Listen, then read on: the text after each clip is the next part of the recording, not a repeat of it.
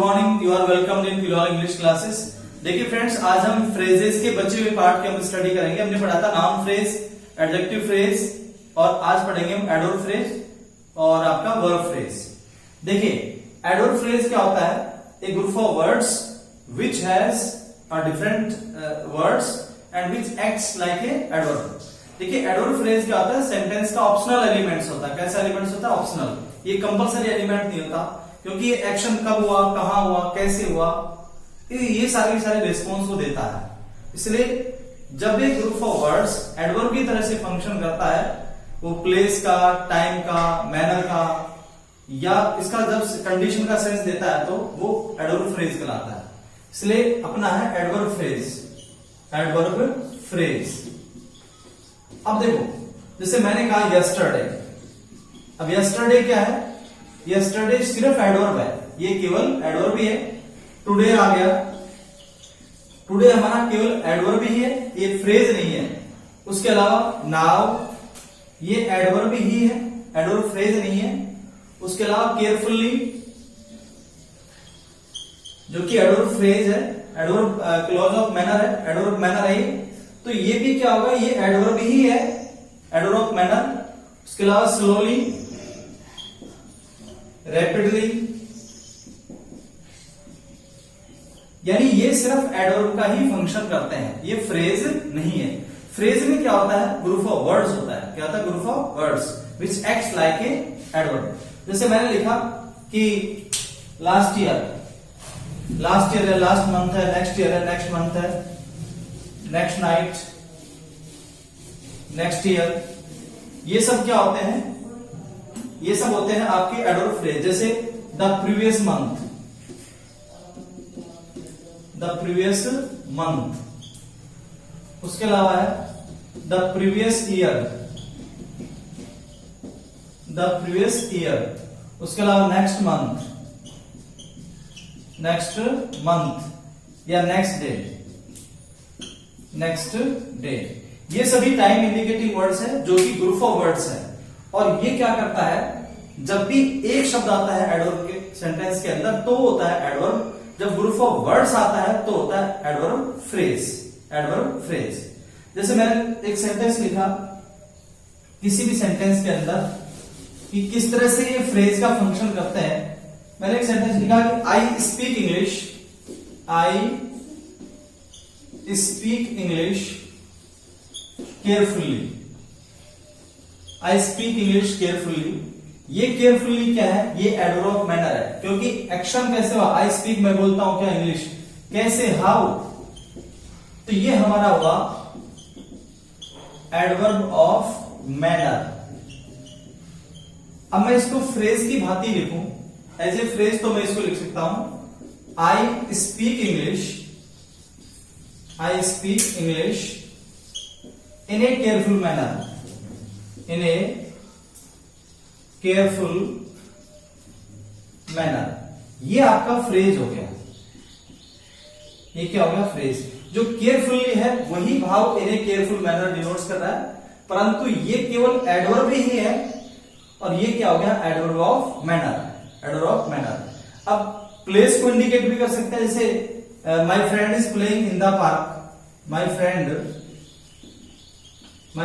Is playing, my friend is playing in the park,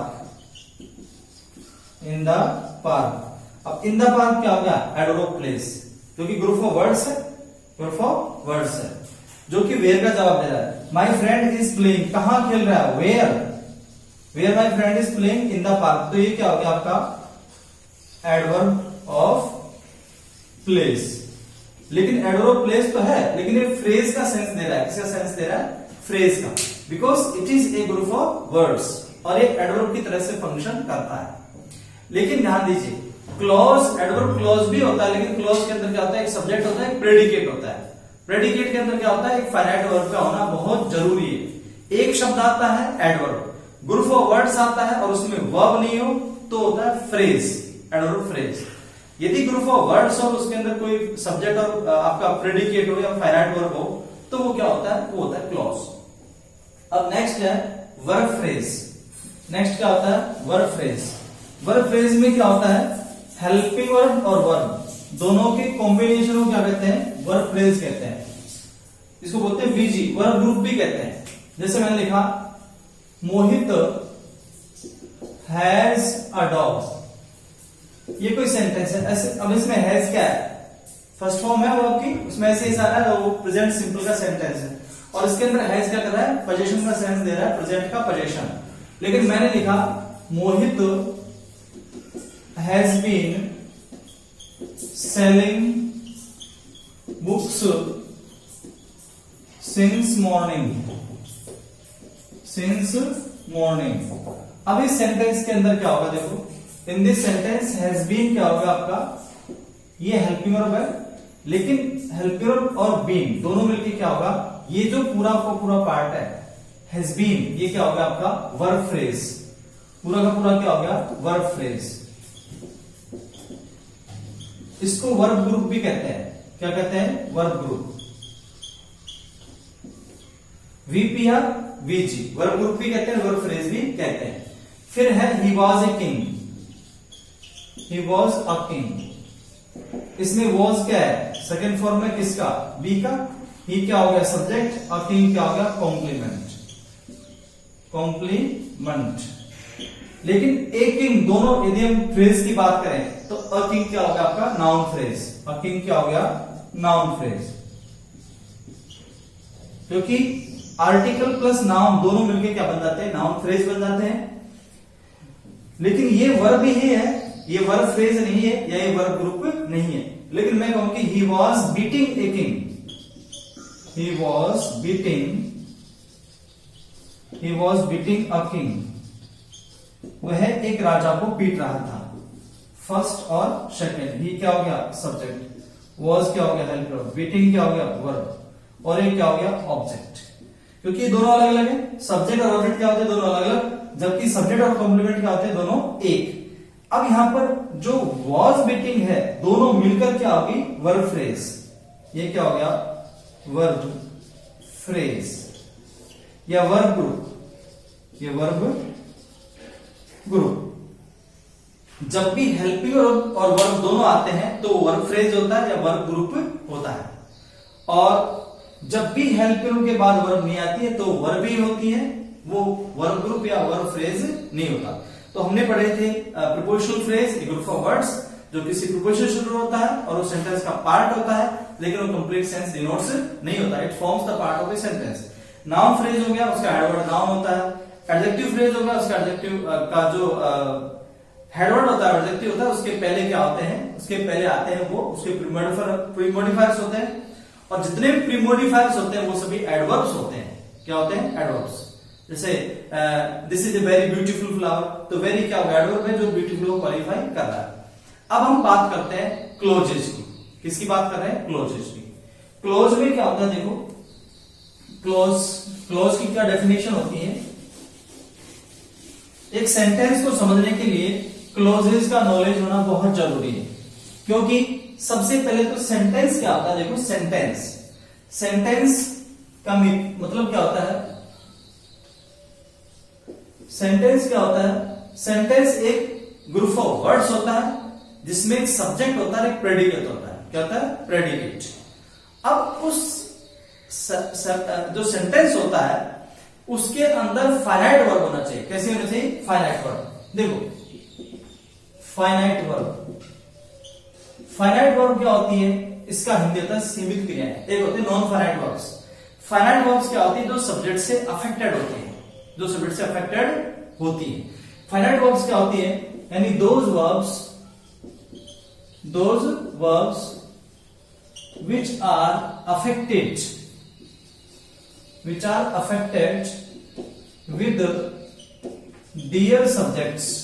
with their subjects are called finite verbs. Finite verbs, जो क्रियाएं subject से affected होती हैं वो सभी फाइनाइट वर्ब्स होती हैं। लेकिन नॉन फाइनाइट वर्ब्स क्या होती है? जो सब्जेक्ट से अफेक्टेड नहीं होती है। अब नॉन फाइनाइट वर्ब्स क्या होती है? फाइनाइट वर्ब हो गया। नॉन फाइनाइट वर्ब्स क्या होती है? Non finite verbs, non finite verbs क्या होती हैं, यानी वे वर्ब्स जो सब्जेक्ट से अफेक्टेड नहीं होती हैं, यानी those verbs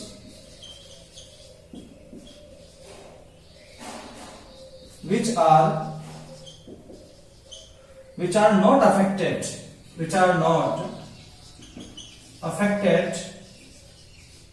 with their subjects,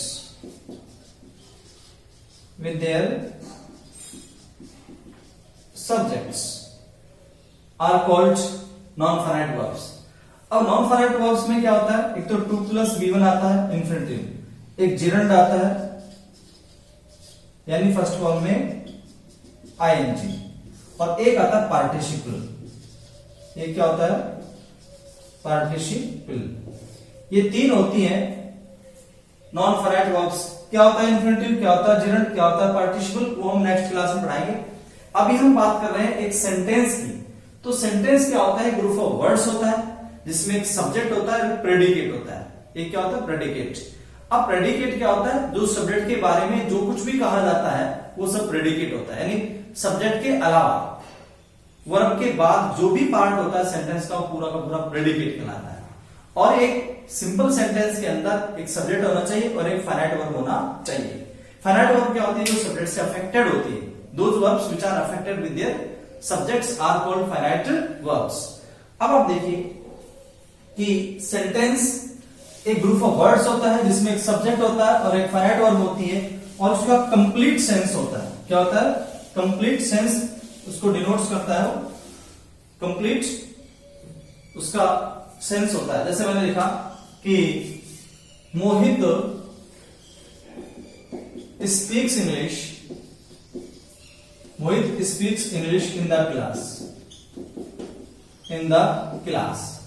अब ये Mohit speaks English in the class है, ये कैसा सेंटेंस है, सिंपल है, ये पूरा का पूरा स्टेटमेंट है, इसलिए सिंपल सेंटेंस हो गया।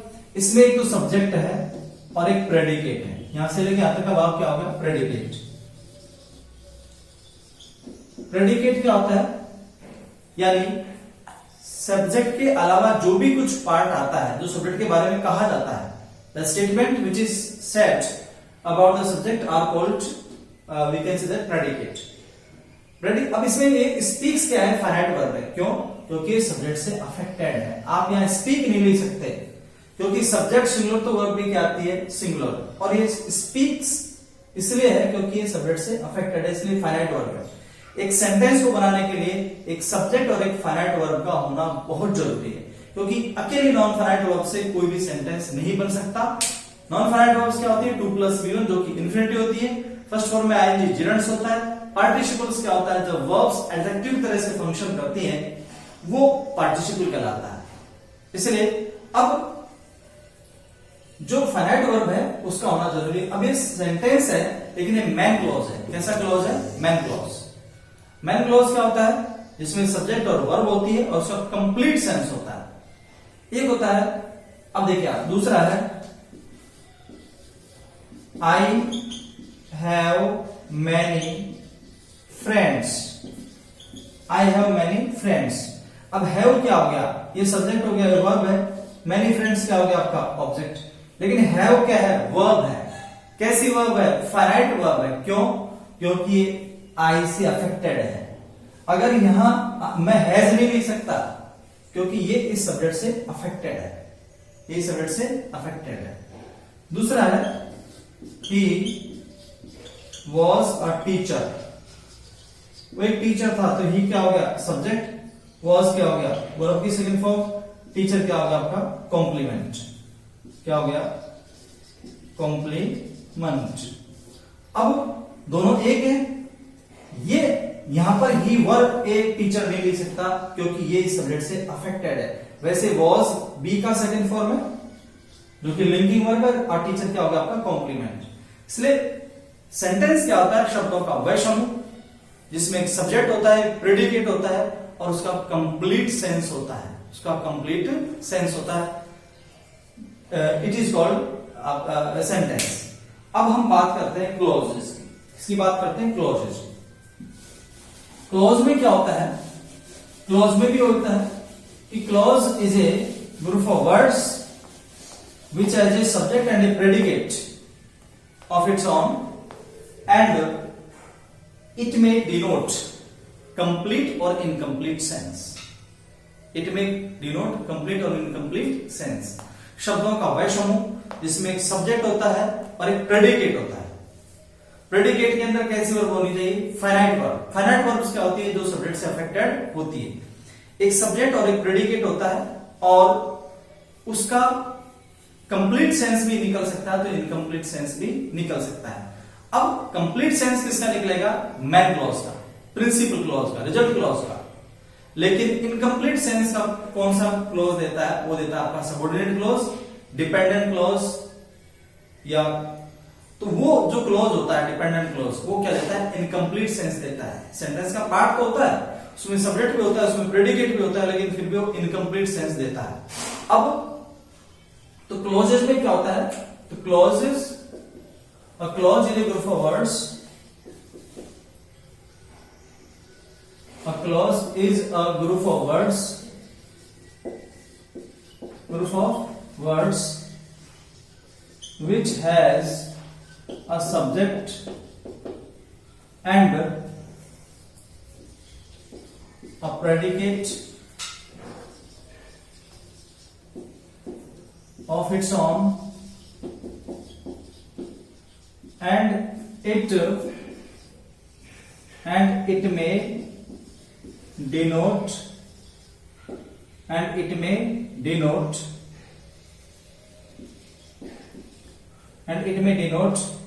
a complete,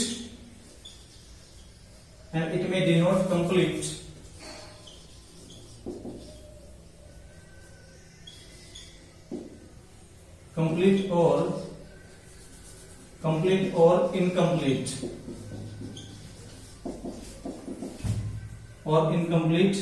sense. देखिए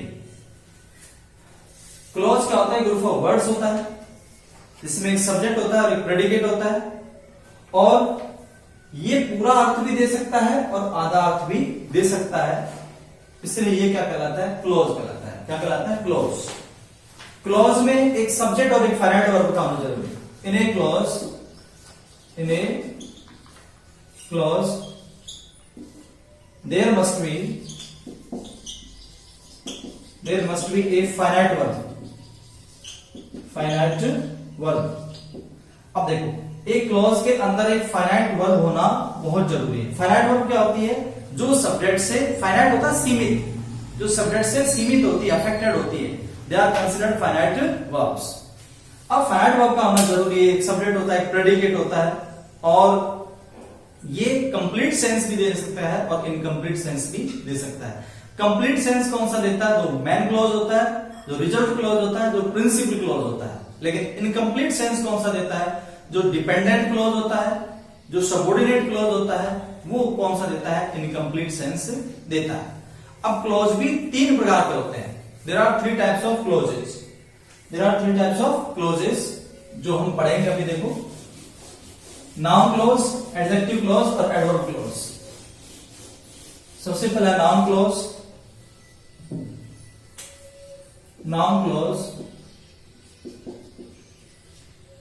पहला। नंबर 2 एडजेक्टिव क्लॉज,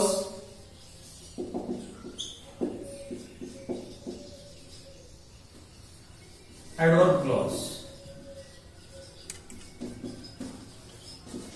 अब देखिए नाउन क्लॉज, एडजेक्टिव क्लॉज और एडवर्ब क्लॉज। इसमें क्या होता है कि एक ग्रुप ऑफ वर्ड्स जिसमें सब्जेक्ट होता है, प्रेडिकेट होता है, और वो एक नाउन की तरह से फंक्शन करता है, तो वो क्या कहलाता है? Noun clause. एडजेक्टिव क्लॉज क्या होता है? एडजेक्टिव क्लॉज में एक सब्जेक्ट होता है, एक प्रेडिकेट होता है, प्रेडिकेट के अंदर फाइनाइट वर्ब होनी चाहिए, और वो एडजेक्टिव की तरह से फंक्शन करता है, they are considered adjective clause. Adverb clause क्या होता है? एडवर्ब क्लॉज होता है group of words which has a subject and predicate. Predicate के अंदर क्या होता है? फाइनाइट वर्ब होनी चाहिए, और वो एडवर्ब की तरह से फंक्शन करता है, वो एडवर्ब क्लॉज कहलाता है। अब डेफिनेशन से समझ लेता। अब इन तीनों क्लॉज जो होते हैं वो कैसा क्लॉज होता है? वो क्लॉज होता है डिपेंडेंट क्लॉज। वो क्लॉज कौन सा होता है? Dependent clause. और जो कंजंक्शन इसके शुरू में आता है वो आएगा सबऑर्डिनेट कंजंक्शंस। यानी noun clause, adjective clause, adverb clause के शुरू में जो वर्ड्स आते हैं, WH वर्ड्स है जो भी, वो सबऑर्डिनेट कंजंक्शंस होते हैं। कौन से होते हैं? Subordinate conjunctions. वो सबऑर्डिनेट कंजंक्शंस होते हैं। तो फिर क्लॉज कौन सा हुआ? Noun clause, adjective clause, adverb clause, तीनों को हम क्लॉज में क्या कहते हैं? तीनों का ये तीन होते हैं सबऑर्डिनेट क्लॉज होते हैं। और सबऑर्डिनेट क्लॉज किससे शुरू होते हैं? कंजंक्शन होता है, सबऑर्डिनेट कंजंक्शन होता है। इसलिए subordinate clause, subordinate clause, subordinate clause, या इसको मैं डिपेंडेंट क्लॉज या कंडीशनल क्लॉज भी कहते हैं इसको। तो सबऑर्डिनेट क्लॉज या डिपेंडेंट क्लॉज जो होता है वो तीन प्रकार के होते हैं। नाउन क्लॉज, सबऑर्डिनेट क्लॉज एक नाउन क्लॉज भी हो सकता है, सबऑर्डिनेट क्लॉज एक एडजेक्टिव क्लॉज भी हो सकता है, सबऑर्डिनेट क्लॉज एक एडवर्ब क्लॉज भी हो सकता है। और जो कंजंक्शन इनके शुरू में आता है वो सबऑर्डिनेट कंजंक्शंस होता है। अब देखिए, एक तो मेन क्लॉज होता है, एक प्रिंसिपल क्लॉज होता है, रिजल्ट क्लॉज होता है। Result clause, main clause, principal clause और सबऑर्डिनेट क्लॉज या डिपेंडेंट क्लॉज दोनों जुड़ के कैसा सेंटेंस बनता है? Complex sentence. कैसा बनता है? Complex sentence. कॉम्प्लेक्स